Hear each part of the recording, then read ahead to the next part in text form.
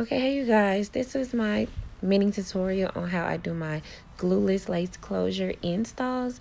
I've shampooed and braid down my client's hair, and I use in between the client's hair braiding hair added to that, and then I kind of go into a zigzag motion going up down until I get to the very last braid, and then I loop it through another braid with a crochet needle.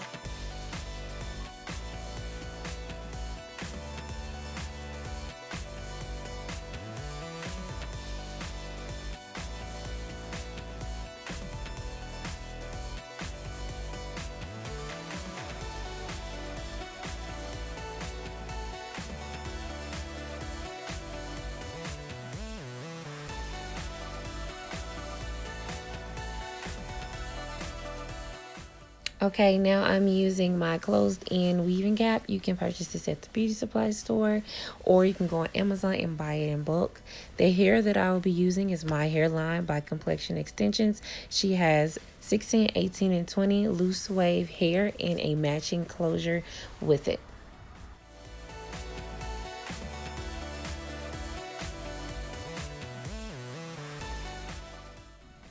Okay, now you're going to start with your very first longest bundle, and you're just going to sew. Now some people sew I said sew. Some people sew just looping around. It's either however you want to do it, but I technically just go, how do you want to do, how do you want to say that? I have no idea how you want to call it, but it's like a loop, and then you tie it between the other part. Girl, it's if you see what I'm doing, then you know what I'm doing. But I don't know the actual method of what you want to call what you want to call it. But whichever method works for you, long as it's flat and neat and it's a consistent pattern, is good.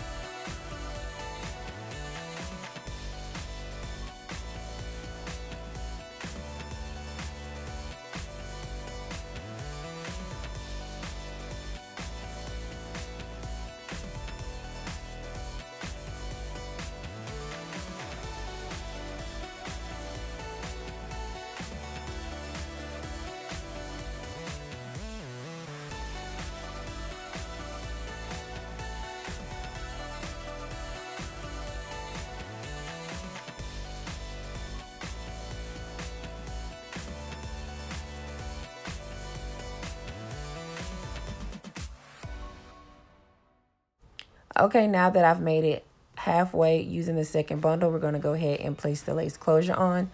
I'm using Tint on my lace after I've bleached my knots and plucked my closure. I use it in the color tan. You can find this by True Match Lace Conceal or Lace by Lex on Instagram or Facebook. After that, I'm going to use my zigzag scissors to cut along the hairline to give it a more realistic look. You can definitely use your regular scissors to do this, but I just find it much easier to go ahead and use the zigzag ones. Go ahead and cut it and get ready to place it on my client's hair. Now, I have cut the excess cap off, which was connecting from, head all over basically. So I just cut out where her parting is.